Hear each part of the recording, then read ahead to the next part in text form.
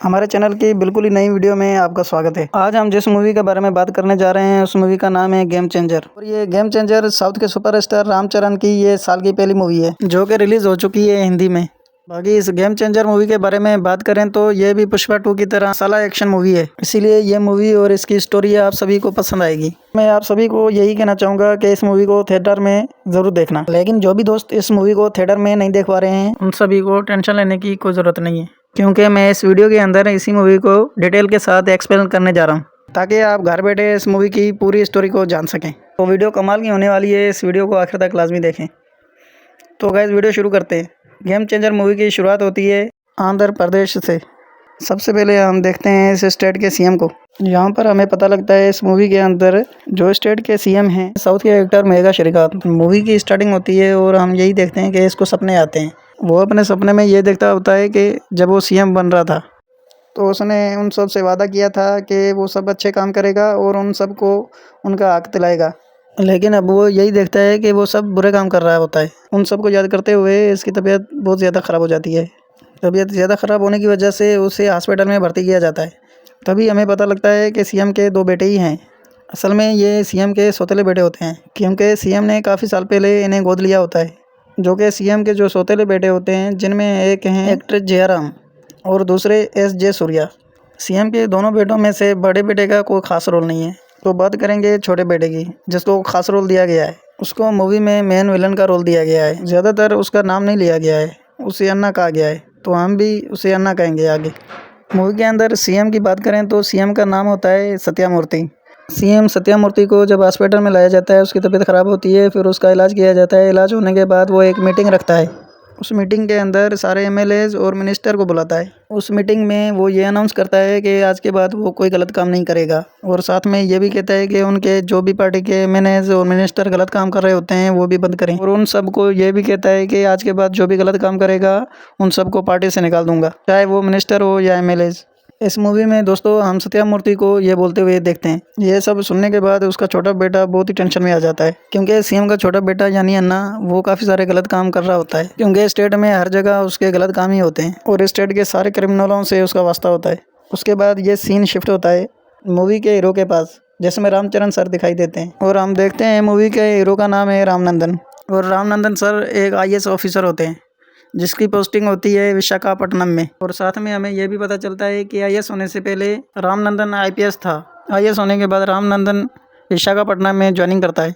वो डिस्ट्रिक्ट में आते ही सारे गलत कामों को बंद करवा देता है, जैसे कि वो सारे क्रिमिनलों को क्राइम करने से रोकता है। वो जो बिजनेसमैन जो गलत तरीके से पैसा कमा रहे होते हैं उनको रोकता है, और जो सरकारी ऑफिसर उन सबका साथ दे रहे होते हैं उन सबको भी सस्पेंड कर देता है। ये सब करने के बाद दोस्तों ये अब एक पार्टी में जाता है। पार्टी में जाने के बाद वो कई सारे दोस्तों से मिलता है। पार्टी में उससे सारे दोस्त यही कहते हैं कि वो शादी क्यों नहीं कर रहा है। तभी रामनंदन उन सबको बताता है कि वो किसी लड़की से प्यार करता था। तो वो कहता है कि अगर मैं शादी करूंगा तो उसी से ही करूंगा, पर वो नहीं जानता कि वो लड़की कहाँ है अब और वो कहाँ रहती है, क्योंकि कई साल पहले वो लड़की अचानक से गायब हो गई। ये बात सुनकर रामनंदन के सारे दोस्त रामनंदन से सारी कहानी जानने की कोशिश करते हैं। फिर रामनंदन उन सबको उस लड़की के बारे में बताता है। अब कहानी शुरू होती है। जैसे ही कहानी शुरू होती है 10 साल फ्लैशबैक में चली जाती है, जिसमें रामनंदन कॉलेज में होता है। कॉलेज के अंदर हम देखते हैं रामनंदन काफ़ी फेमस होता है, क्योंकि वो कॉलेज के अंदर कोई भी गलत काम नहीं होने देता है, क्योंकि वो कभी भी कोई गलत काम बर्दाश्त नहीं करता है। उसके चलते रामनंदन को पता चलता है कि कॉलेज के अंदर कोई ड्रग्स बेच रहा होता है, उन सबको बहुत पीटता है। उसके बाद रामनंदन को ये पता चलता है कि कोई सारे वो लड़कियों से बहुत ही बदतमीजी करता है और बेसमेव करता है। ये बात जानने के बाद रामनंदन उस सर को बहुत मारता है। उस सर को मार रहा ही होता है कि उसकी बेटी आ जाती है उसको बचाने। उस सर की जो बेटी होती है वो इस फिल्म की हीरोइन होती है कायरा आडवाणी, जो कि मूवी के अंदर इसका नाम होता है दीपिका। दीपिका यहाँ पर बीच में आ जाती है, जो कि रामनंदन से अपने फादर को बचाती है। तभी दूसरे स्टूडेंट भी आ जाते हैं जो रामनंदन को बताते हैं ये वाले वो सर नहीं है जो लड़कियों से मिसबिहेव करते हैं, जिसका मतलब है रामनंदन ने किसी और को गलती से पीट दिया है। ये बात जानकर रामनंदन दीपिका और उसके फादर से माफ़ी मांगता है। रामनंदन को दीपिका को देखते ही प्यार हो जाता है और वो दीपिका से बार बार मिलता रहता है, और दीपिका को उसका गुस्सा करना पसंद नहीं होता है। तभी वो उससे कहती है कि अपने गुस्से पर कंट्रोल करे। बार बार मिलने से दीपिका को कोई रामनंदन से प्यार हो जाता है, और तभी दीपिका उससे कहती है कि अगर गुस्सा करना ही है तो वो पढ़कर IAS बने, IAS बनकर गलत लोगों के ऊपर निकाले। तभी दीपिका उससे एक शर्त रखती है, अगर वो IAS न बना तो उससे कभी ना मिले और ना ही वो उससे मिलेगी। इसलिए रामनंदन IAS का एग्ज़ाम देता है। एग्ज़ाम के दौरान वो 6 नंबरों से रह जाता है और वो एग्ज़ाम पास नहीं कर पाता। और उसी दौरान वो IPS बन जाता है और पुलिस डिपार्टमेंट को ज्वाइन कर लेता है। इसी वजह से वो गुस्सा हो जाती है और वो शहर छोड़कर चली जाती है। उसके बाद रामनंदन उसे बहुत ढूंढता है और वो नहीं मिलती। ये कहानी सुनने के बाद पार्टी में एक दोस्त उसे कहता है कि वो उसे जानता है और वो कहाँ रहती है। उसके बाद राम सीधा दीपिका से मिलने जाता है और उससे मिलता है, उसे बताता है कि वो अब IAS बन चुका है। जिसके बाद ये दीपिका सुनकर बहुत खुश हो जाती है। दीपिका और रामनंदन शादी के लिए राजी हो जाते हैं। उसके बाद रामनंदन ऑफिस आता है और रामनंदन को पता लगता है कि सारे गलत काम बंद हो चुके हैं सिवाय एक के। वो काम चल रहा होता है शहर के बाहर रेत का। तभी रामनंदन अपनी टीम को लेकर उसे रोकने के लिए जाते हैं। जाने के बाद रामनंदन को पता चलता है कि यह मिनिस्टर के छोटे बेटे अन्ना का काम है और रामनंदन उन सबको अरेस्ट कर लेता है। जैसे ही अन्ना को पता लगता है कि रामनंदन ने उनके सारे आदमियों को पकड़ लिया है, यह सुनकर अन्ना को बहुत गुस्सा आता है और अपने सारे आदमियों को साथ लेकर रामनंदन की ऑफिस आता है। ऑफिस आकर रामनंदन से बदतमीजी करता है और वो उसे कहता है कि उसके सारे आदमियों को छोड़ दे। और मिनिस्टर की बात सुनकर रामनंदन उसे मना कर देता है और कहता है कि जो वो उसे कह रहा है उसकी बात नहीं मानेगा। ये बात सुनकर अन्ना को बहुत गुस्सा आता है। वो उसे कहता है कि मैं इस स्टेट का मिनिस्टर हूँ और साथ ही वो CM का बेटा है और जल्दी CM बनने वाला है। रामनंदन उसकी सारी बातें सुनकर भी उससे डरता नहीं है और उसके आदमियों को छोड़ने से मना कर देता है।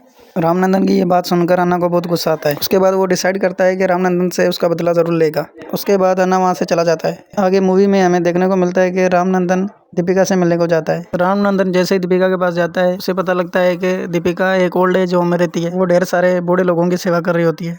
तभी रामनंदन एक बूढ़ी लेडी से मिलता है। तभी बूढ़ी लेडी रामनंदन को बताती है कि वो CM से मिलना चाहती है। फिर रामनंदन उस बूढ़ी लेडी को CM की रैली में ले जाते हैं। CM सत्यामूर्ति जैसे ही उस बूढ़ी लेडी को देखता है, बहुत ज़्यादा डर जाता है और उसे अपना पास्ट याद आ जाता है। ये देखने के बाद हमें पता चलता है कि CM सत्यामूर्ति भी उस बूढ़ी लेडी को जानता है। तभी बूढ़ी लेडी स्टेज पर जाकर CM के ऊपर इल्जाम लगाती है। वो कहती है कि जब से ये CM बना है सारे गलत ही काम किए हैं इसने, कोई एक भी काम इसने अच्छा नहीं किया है और ये झूठा आदमी है, इसे CM नहीं होना चाहिए। उस बूढ़ी लेडी को ये बोलते देखकर CM का छोटा बेटा यानी अन्ना गुस्से में आ जाता है। उस बूढ़ी लेडी से बदतमीजी करके उसे धक्का मार देता है। बट ये देखकर रामनंदन से रहा नहीं जाता और वो CM के छोटे बेटे को चाटा मार देता है यानी अन्ना को।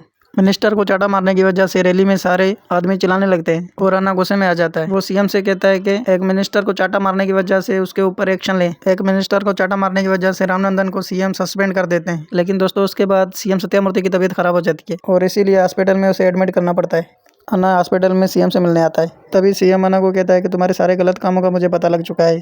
तभी CM उसे कहता है कि मैंने तुम्हें रोका था कि गलत काम नहीं करना, उसके बावजूद भी तूने सारे गलत काम किए हैं। मैं जैसे ही हॉस्पिटल से बाहर निकलूंगा ये अनाउंस कर दूंगा कि तुझे पार्टी से भी निकाला जाए और मिनिस्ट्री भी वापस ली जाए। ये जानकर अन्ना को बहुत गुस्सा आ जाता है और गुस्से में आकर अपने बाप को जान से मार देता है। CM को मारने के बाद वो अनाउंस कर देता है कि अब वो नया CM है। तभी उसी टाइम न्यूज़ में देखता है कि उसके बाप ने एक वसीयत की है। मरने से पहले एक वीडियो रिकॉर्ड कराई थी। वो वीडियो मीडिया को मिल जाती है और मीडिया चैनल पे लाइव चलाती है, जिसमें सत्यामूर्ति कहते हैं उसके पास ज़्यादा टाइम नहीं है, उसके मरने के बाद अगला CM रामनंदन को बनाया जाए। दोस्तों ये बात जानने के बाद काफ़ी सारे लोग और CM के दोनों बेटे शॉक हो जाते हैं। लेकिन इसके बाद एक और पास्ट स्टोरी शुरू हो जाती है। हमें दिखाया जाता है कि CM सत्यामूर्ति और इल्ज़ाम लगाने वाली बूढ़ी लेडी और रामनंदन का क्या रिश्ता है। वो स्टोरी पास्ट में चलती है जो कि 20-25 साल पहले शुरू होती है। बूढ़ी लेडी रामनंदन की माँ होती है, जिसमें हमें दिखाया जाता है कि राम का बाप का नाम अपर्णा होता है, जो कि वो ज़्यादा ही ईमानदार होते हैं। जो भी गलत काम होता है उसके खिलाफ आंदोलन करते हैं। यही बात देखकर गाँव वाले मिलकर उसे पार्टी का लीडर बनाते हैं। दोस्तों हमें ये देखने को मिलता है कि अपर्णा जो होते हैं वो थोड़े तोतले होते हैं, वो बोलने में थोड़ा अकलाते हैं। इसी वजह से वो स्पीच सही से नहीं दे पाते हैं। इसी वजह से सारे मिलकर सत्यामूर्ति को आगे करते हैं और अपर्णा भी राजी हो जाते हैं।